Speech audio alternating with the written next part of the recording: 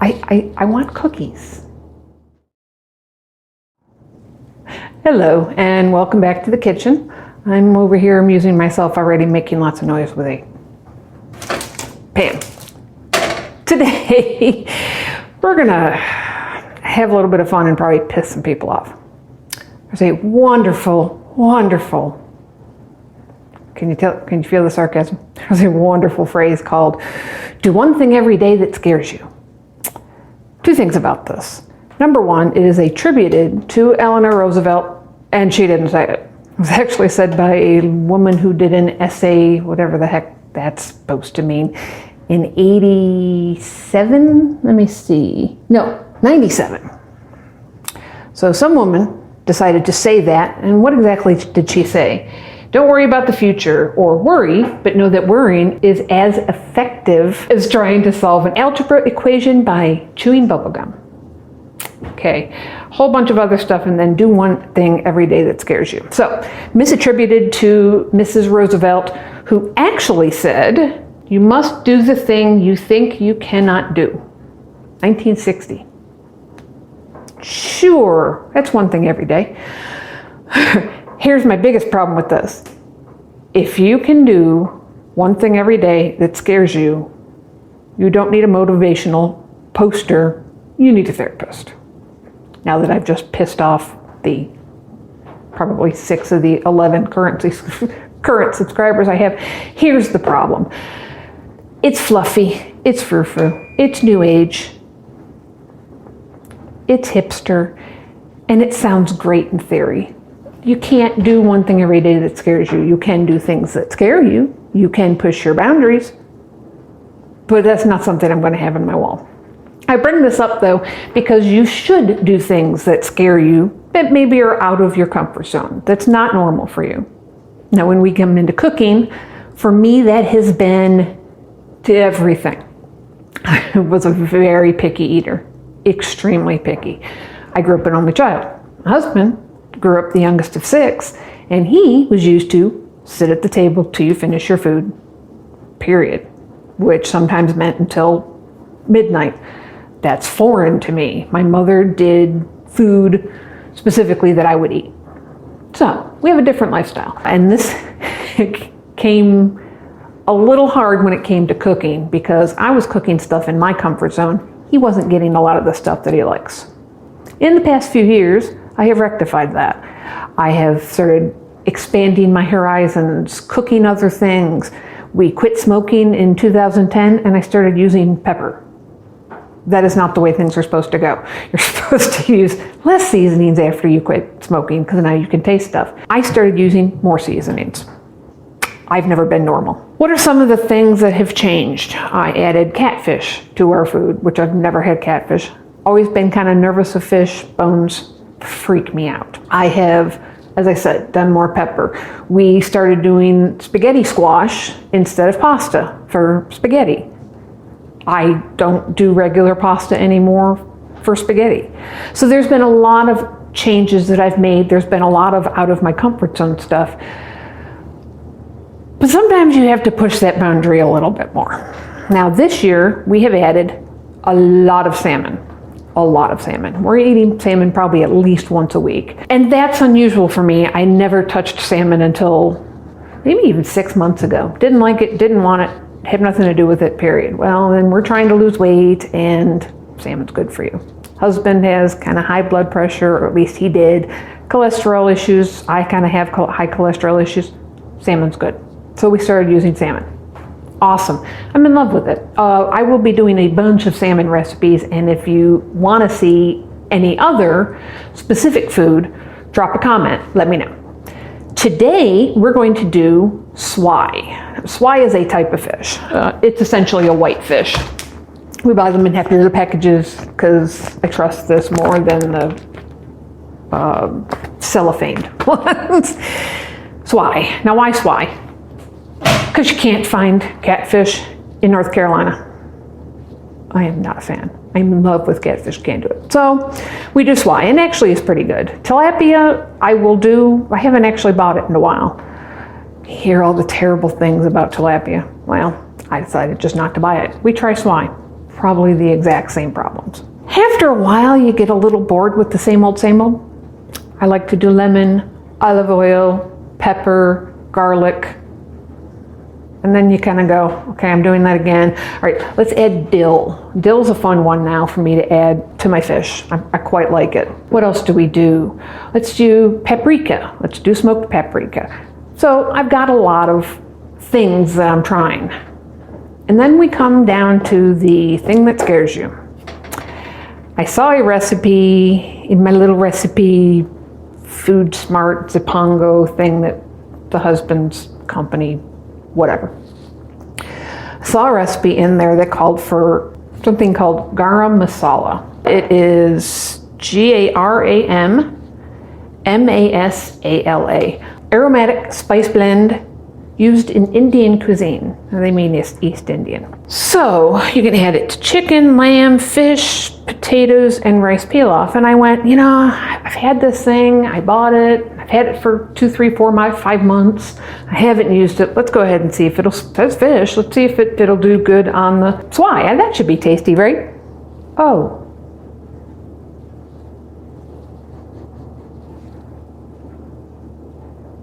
Pretty much my reaction.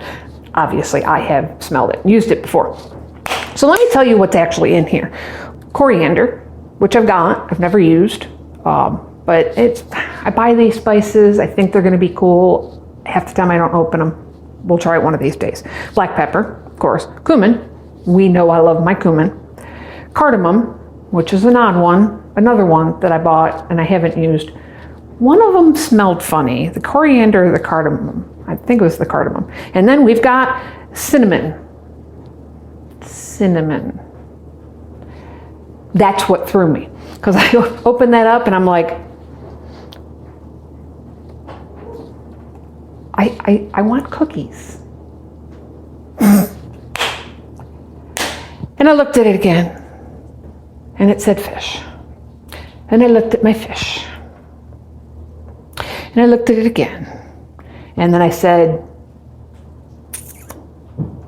we can always go out and get Wendy's if it really sucks. And the husband will eat anything. Give it a shot. And I told him multiple times, I said, I don't know if this is going to taste good. I'm glad you will try anything. I apologize if it isn't good, blah, blah, blah. It was excellent. Absolutely excellent. So I did something that really made me go, I don't want to do this. And it turned out wonderful. And did you notice what I had said? We can go get Wendy's. We can go get Arby's. We can go to IHOP. We can go get McDonald's. There is always a backup plan. Don't be afraid to cook something or make something or try something because now you're gonna have to eat it. There's always a backup plan. If you wanna have a better backup plan, have TV dinners in your freezer. Have chicken nuggets. Just have something easy that you can go, ooh, that really sucked. Let's have this instead. But do it. What I want you to do is drop in the comments and tell me, what are you afraid to cook? What is the one thing you've kind of wanted to do and you haven't because you're afraid to? All right, so let's go ahead and make that scary fish. Fish is in the package, in the little baggy doohickeys, like I said, and we're gonna dry it off a little bit.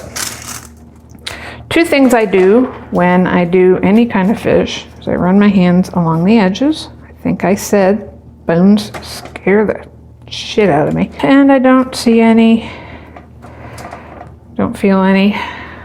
So we're gonna get this dried. I'm not looking at perfectly dried. I'm not squeezing all the water out of it. It's fish, it needs water.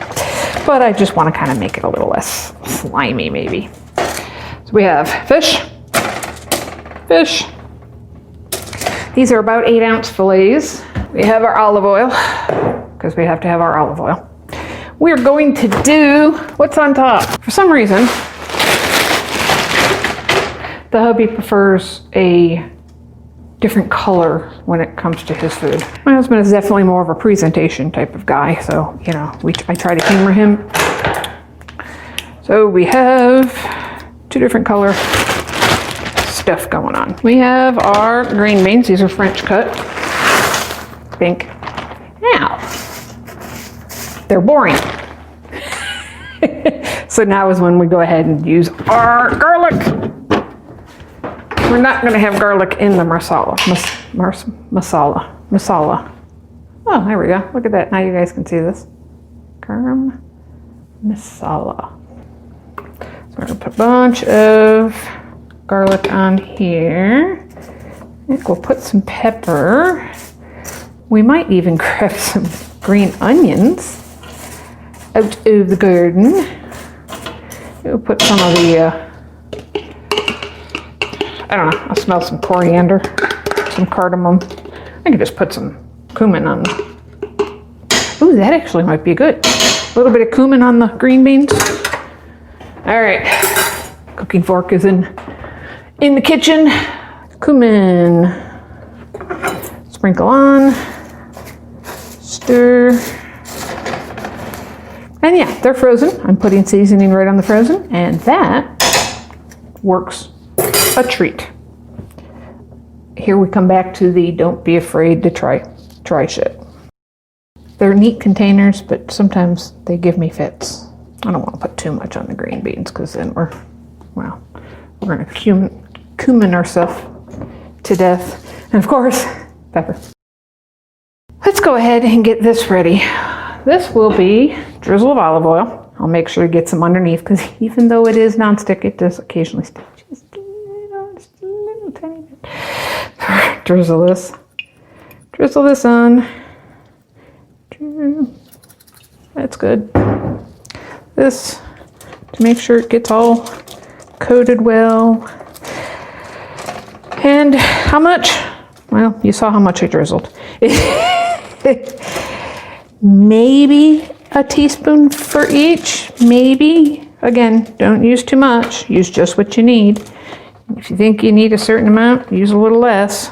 There's no reason to do too much oil. Spices, always add a little bit more.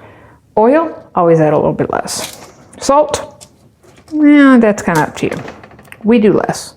Now, masala, it is big holes in there, so I want to kind of do my little tapping trick so I don't end up getting too much, because if I try to shake it, let's see, can we see this in camera?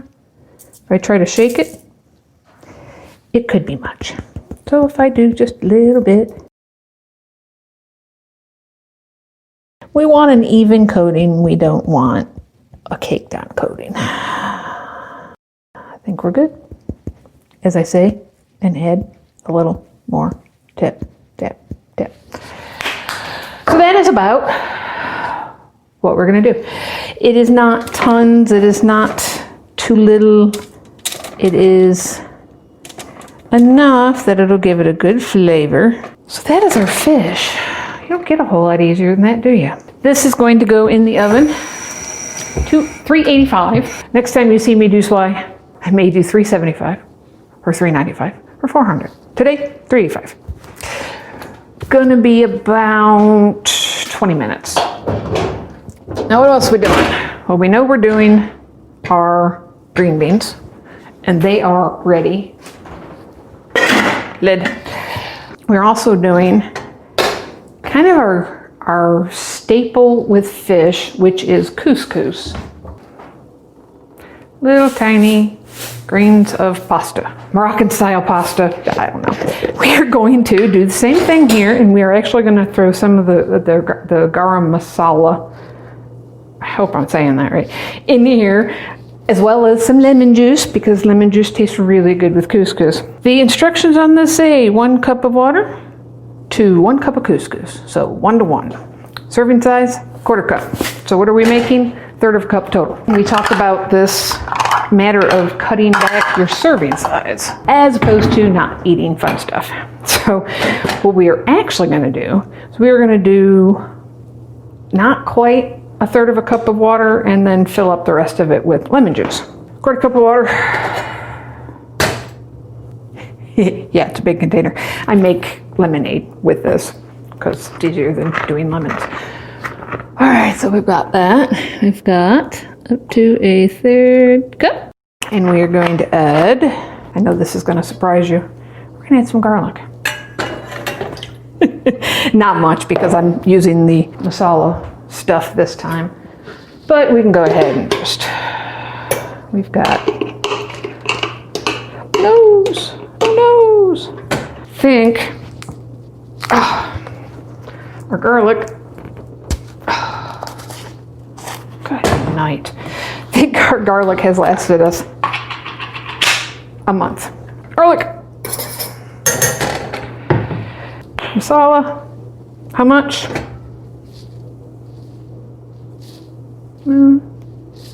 That much. Couscous devours spice and seasoning, and I mean devours it. I used to put just a little splash of lemon in there, and then I started putting more, and then I started putting more, and I mean, like I said, we've got to a quarter cup of water and finish it up to the third for lemon. So yeah, we've got the lemon in there, which will help, and some pepper. So the fish, about 20 minutes. Green beans, probably about 10 minutes, including water time. And the couscous is 6. It takes like a minute for it to warm up. So we'll come back and show you checking the fish. So let's get the rest of this started. Just about finished with everything, but I wanted you to see how we tell the fish is done.